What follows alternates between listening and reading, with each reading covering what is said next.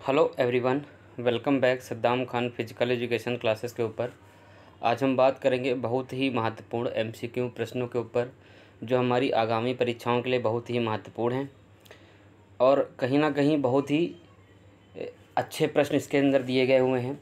तो आप लोग वीडियो को लास्ट तक ज़रूर देखिएगा और चैनल को सब्सक्राइब ज़रूर करें ताकि आपको इसी प्रकार की अच्छी अच्छी वीडियो मिलती रहें। और हमारे चैनल में आप एनाटॉमी से रिलेटेड, ट्रैक एंड फील्ड से related, history of physical education से रिलेटेड और भी अच्छी अच्छी वीडियोज़ आप प्राप्त कर सकते हैं कि आगामी परीक्षाओं के लिए आप वहां पर प्लेलिस्ट में जाकर के भी देख सकते हैं। चलिए वीडियो शुरू करते हैं। आज का सबसे पहला प्रश्न है, त्रिकूद पुरुष में टेक ऑफ बोर्ड से अखाड़े की दूरी कितनी होती है? त्रिकूद में होता है ट्रिपल जंप, और ट्रिपल जंप को हम तीन नाम से जानते हैं। एक त्रिकूद, दूसरा जिसको तिगड़ी कूद ही बोलते हैं, इंग्लिश में इसको ट्रिपल जंप बोलते हैं, ठीक है, और हॉप स्टेप जंप के नाम से भी इसको जानते हैं। ये बहुत ही इंपॉर्टेंट है, कभी कभी एग्जाम में पूछा जाता है हॉप स्टेप जंप तो कंफ्यूज हो जाते हैं, तो उसी को ही ट्रिपल जंप कहते हैं या त्रिकूद, ठीक है, या तिगड़ी कूद। आगे देखते हैं हम। ट्रिपल जंप पुरुष में टेक ऑफ बोर्ड से अखाड़े की दूरी कितनी होती है? टेक ऑफ बोर्ड से अखाड़े की दूरी पूछ रहा है।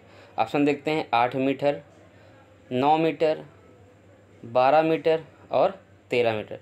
तो आंसर आपका यहाँ पर डी राइट है, 13 मीटर। और महिलाओं में कितना होता है? 11 मीटर। ध्यान रखिए, महिलाओं में 11 मीटर होगा, पुरुष में 13 मीटर, ठीक है, बहुत ही इंपॉर्टेंट है ये। आगे चलते हैं हम, दूसरा प्रश्न देखते हैं। मानव के शरीर में कितने प्रकार के जोड़ होते हैं? टाइप्स ऑफ जॉइंट्स की बात कर रहा है, ठीक है। तो यहाँ पर ऑप्शन देखते हैं, 2 प्रकार के, 3 प्रकार के, 4 प्रकार के या 5 प्रकार के। तो आंसर आपका यहाँ पे बी राइट है, 3 प्रकार के। कौन कौन से होते हैं हमारे? जैसे immovable joint, slightly movable joint और फ्रीली मूवेबल जॉइंट, जिसको हिंदी में बोलते हैं चल संधि, अचल संधि और अर्धचल संधि। सबसे पहले हम इसमें देख लेते हैं, एक बार थोड़ा सा डिस्कस कर लेते हैं। अभी हम बात करते हैं इमूवेबल जॉइंट। इमूवेबल जॉइंट को हम सिनार्थ्रोसिस जॉइंट भी कहते हैं, या उसे हम फिक्स जॉइंट भी कहते हैं, और उसे फाइब्रस जॉइंट भी कहते हैं, और हिंदी में उसको कहते हैं अचल संधि, जिसमें किसी भी प्रकार के मूवमेंट नहीं होते। दूसरा हमारा होता है slightly movable joint. Slightly movable joint वो होते हैं जिसमें थोड़ी थोड़ी गति होती है। स्लाइडली मूवेबल जॉइंट को हम एम्फियार्थ्रोसिस भी कहते हैं, ठीक है। उसके बाद उसको हम कार्टिलेजिनियस जॉइंट भी कहते हैं, क्योंकि इसमें कार्टिलेज होते हैं, कार्टिलेजिनियस जॉइंट भी कहते हैं, और हिंदी में अर्धचल संधि कहते हैं। तीसरा हमारा है फ्रीली मूवेबल जॉइंट, जिसमें सभी प्रकार के मूवमेंट होते हैं, उनको क्या कहते हैं? Freely movable joint.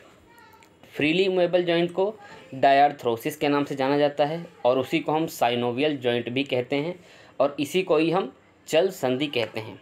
इसके अंदर जोड़ आते हैं वो कुछ इस प्रकार हैं, जी, बी, एच, सी, पी, एस। GBS में जी, बी, एच, सी, पी, एस, ये एक ट्रिक है, शॉर्ट ट्रिक है याद रखने की, GBH, CPS। G for gliding joint, B for ball and socket joint, H for hinge joint, C for condyloid joint, P for pivot joint, S for saddle joint, ठीक है। जो ये trick है, इससे आप याद कर सकते हैं GBH, CPS। जो हमारा ग्लाइडिंग जॉइंट होगा वो टार्सल और कार्पस में होगा। बॉल एंड सॉकेट जॉइंट जो हमारा होगा वो कंधे में होगा और कूल्हे में होगा, जहाँ पर हमारी जो थाई की हड्डी कूल्हे में फंसी होती है, ठीक है। हिंग जॉइंट हमारा कहाँ होता है? ये हमारे एल्बो में होगा। कॉर्डिलॉइड जॉइंट हमारा कहाँ होता है? ये कलाई का जोड़ होगा। पिवट जॉइंट ये हमारे गर्दन का जोड़। सडल जॉइंट हमारा अंगूठे का जोड़, ठीक है। चलिए आगे चलते हैं हम। तीसरा प्रश्न देखते हैं हम, एथलेटिक्स मीट का फील्ड इवेंट क्या है? एथलेटिक्स मीट मतलब एक प्रतियोगिता है, ठीक है, उसमें फील्ड इवेंट पूछ रहा है, यहाँ पर क्या है? आंसर हम देखते हैं, 100 मीटर दौड़, 110 मीटर बाधा दौड़, लंबी कूद या रिले रेस। देखिए क्वेश्चन को समझिए, यहाँ पे पूछ रहा है फील्ड इवेंट क्या है? फील्ड इवेंट्स, तो फील्ड इवेंट्स में कौन सा है? लंबी कूद। बाकी हमारा 1, 2 और ये 3, ये कौन से हैं? रनिंग इवेंट, ठीक है, ये सब रनिंग इवेंट हैं। आगे चलते हैं हम, अगला प्रश्न देखते हैं। रिले रेस में एक्सचेंज जोन की दूरी कितनी होती है? प्रश्न नंबर 4 है। ऑप्शन देखते हैं 10 मीटर, 20 मीटर, 25 मीटर या 30 मीटर। तो यहाँ पर आंसर हमारा राइट है बी वाला 20 मीटर। देखिए एक्सचेंज जोन पूछ रहा है, ठीक है। अभी यहाँ पे एक बार थोड़ा एग्जांपल हम देख लेते हैं। एग्जांपल देख लेते हैं यहाँ पर हम। देखिए सबसे पहला जो ये वाला है इसको हम बोलते हैं एक्सेलरेशन जोन। ये कितने मीटर का होगा? 10 मीटर का। और एक्सेलरेशन जोन ये होता है, ये कितने मीटर का होगा? 20 मीटर का। खिलाड़ी यहाँ से एक्सेलरेट करता है, दौड़ना स्टार्ट करेगा, ठीक है। और इस एरिया से लेकर के इस एरिया के अंदर 20 मीटर के अंदर बैटन को एक्सचेंज करता है, जिसको बोलते हैं एक्सेलरेशन जोन। अगर वो इसको बोलते हैं एक्सचेंज जोन, और ये होता है एक्सेलरेशन जोन। अगर खिलाड़ी एक्सेलरेशन जोन में बैटन को चेंज करता है, ये फाउल माना जाता है। और एक्सचेंज जोन के बाहर अगर खिलाड़ी बैटन को यहाँ पर चेंज करता है तो वो आपका फाउल माना जाता है। आगे चलते हैं, अगला प्रश्न देखते हैं 5वां। कबड्डी में लेना के कितने अंक मिलते हैं? लेना यहाँ पर लोना है, वो गलती से टाइप हो गया है लेना, यहाँ पर लोना है, ठीक है। कबड्डी में लोना यहाँ पर है। कबड्डी में लोना के कितने अंक मिलते हैं? ऑप्शन देखते हैं 1 अंक, 2 अंक, 3 अंक या 4 अंक। तो इसमें हमारा जो राइट आंसर है वो बी है, 2 अंक। जब पूरी टीम ऑल आउट हो जाती है तो हमको क्या मिलता है?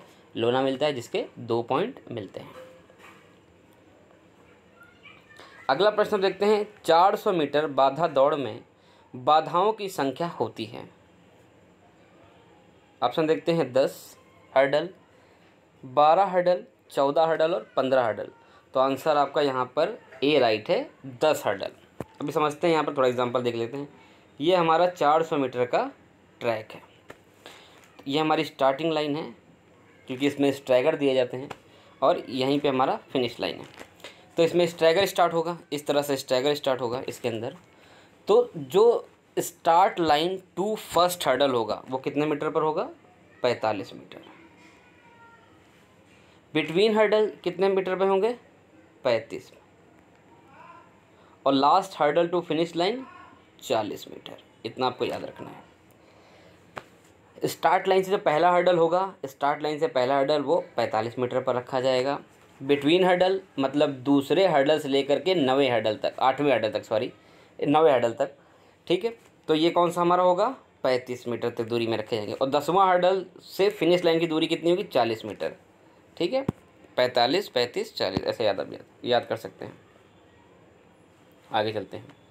पिकनिक शरीर का एक प्रकार है, इसको किसने वर्गीकृत किया? ऑप्शन देखते हैं शेल्डन, क्रैसमर, बूचर या मार्टिन, ठीक है। आंसर हमारे यहाँ पर सही है, क्रैसमर।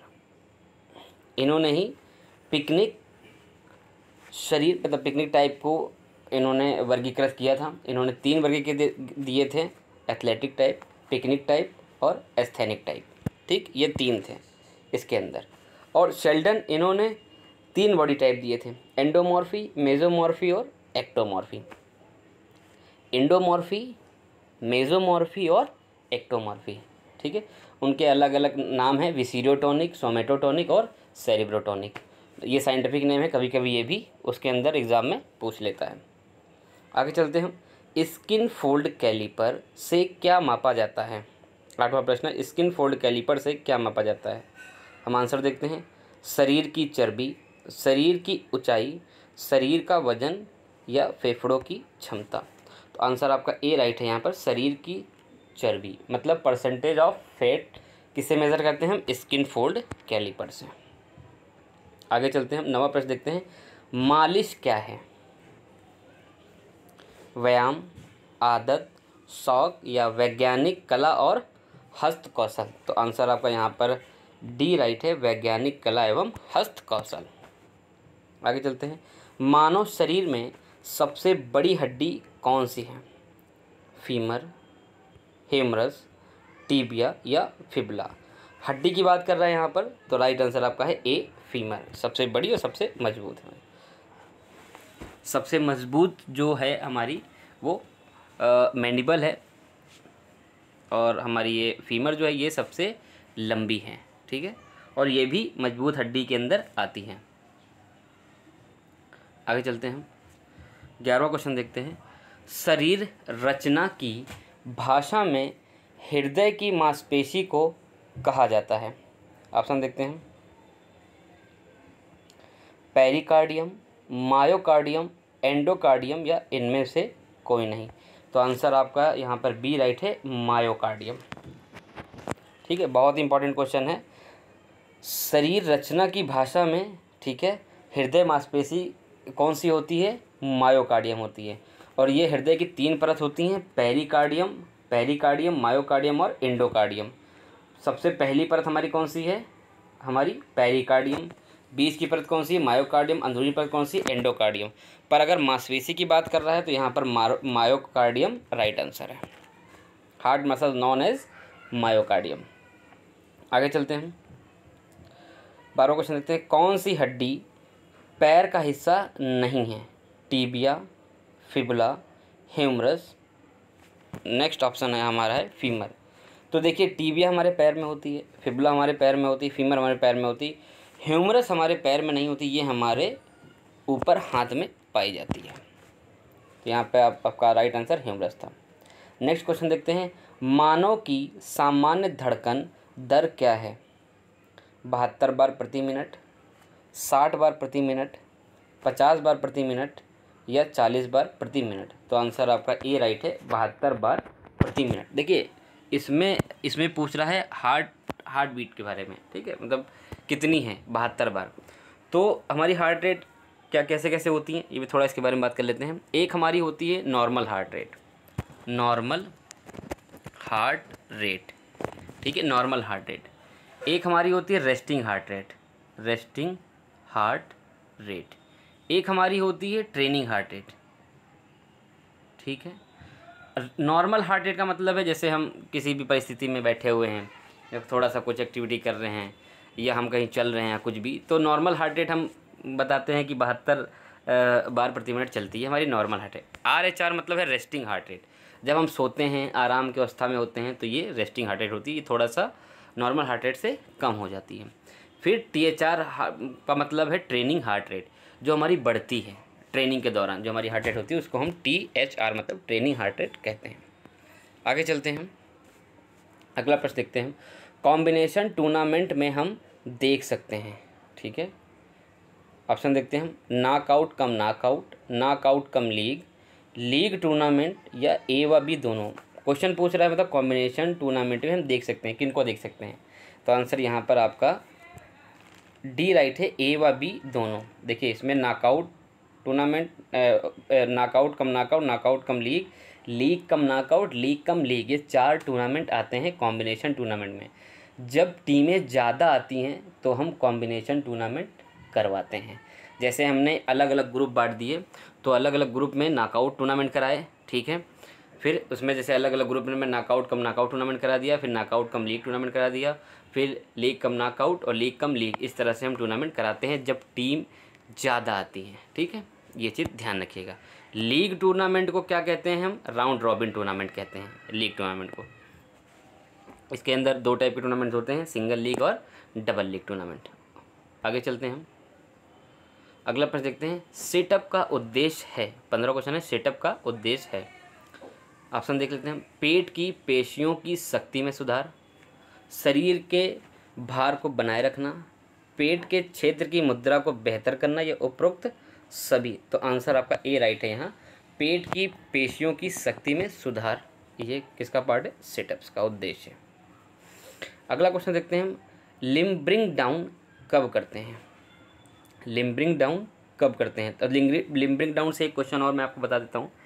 लिम्बरिंग डाउन को ही हम कूलिंग डाउन कहते हैं, ये चीज़ ध्यान रखिएगा। कूलिंग डाउन किसे कहते हैं? लिम्बरिंग डाउन को। लिम्बरिंग डाउन किसे कहते हैं? कूलिंग डाउन को, ठीक है। ये दोनों एक ही हैं, अलग अलग इनके नाम हैं, बस दोनों चीज़ एक ही हैं। लिम्बरिंग डाउन कब करते हैं, ये चीज़ हम देखते हैं यहाँ पर। लिम्बरिंग डाउन कब करते हैं? अगला ये वाला प्रश्न हमारा 16वां है। व्यायाम से पहले, व्यायाम के बाद, व्यायाम के दौरान या व्यायाम से पहले तथा व्यायाम के दौरान। तो लिम्बरिंग डाउन हम कब करते हैं? व्यायाम के बाद करते हैं, ठीक है। इसमें लिम्बरिंग डाउन कब करते हैं? व्यायाम के बाद। जॉगिंग करते हैं, स्ट्रेचिंग करते हैं, ये सब हमारा लिम्बिंग डाउन होता है। इसमें बॉडी का टेम्परेचर क्या होता है, बिल्कुल नीचे लो हो जाता है धीरे धीरे। मतलब जैसे हम ट्रेनिंग करते हैं तो बॉडी का टेम्परेचर हमारा बढ़ता है, फिर लिम्बिंग डाउन में धीरे धीरे कम हो जाता है। अगला क्वेश्चन हमारा 17 है, अखाड़ा किस खेल से संबंधित है? फुटबॉल, कुश्ती, जूडो या ताइक्वांडो?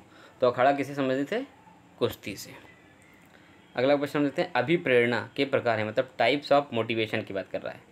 ठीक है, आंतरिक, बाह्य, ए व बी दोनों, सिर्फ ए? तो आंसर यहाँ पर हमारा सी राइट है, ए व बी दोनों, आंतरिक मोटिवेशन और बाहरी मोटिवेशन।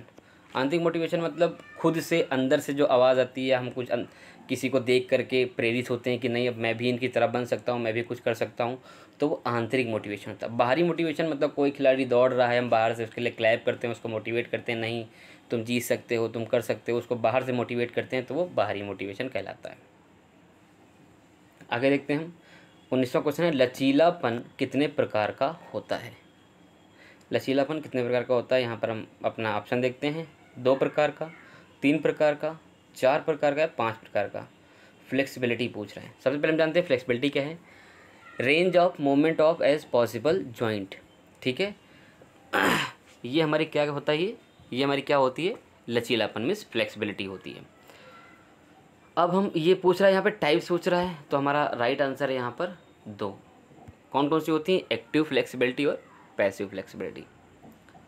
अब 20वां क्वेश्चन हम देखते हैं, वार्मिंग अप क्या है? कौशल से पहले की प्रक्रिया, कौशल के बाद की प्रक्रिया, कौशल के दौरान की प्रक्रिया या ए व बी दोनों? तो ये हमारा वार्मिंग अप कौन सा है? कौशल से पहले की प्रक्रिया, मतलब कोई भी एक्टिविटी हम कर रहे हैं या कोई भी स्किल सीख रहे हैं, कुछ भी हम कोई भी एक्टिविटी करने जा रहे हैं, उससे पहले हमें वार्म अप करना ज़रूरी होता है, उसी को ही हम वार्मिंग अप कहते हैं, ताकि हमें किसी भी प्रकार की इंजरी ना हो। अब 21वां क्वेश्चन देखते हैं, फ्रंटल एक्सिस किसके लंबवत होता है? सजाइटल प्लान, फ्रंटल प्लान, ए व बी दोनों या हॉरिजॉन्टल प्लान? ठीक है, तो राइट आंसर आपका यहाँ पर है सजाइटल प्लान। फ्रंटल एक्सिस किसके लंबवत होगा? सजाइटल प्लान के।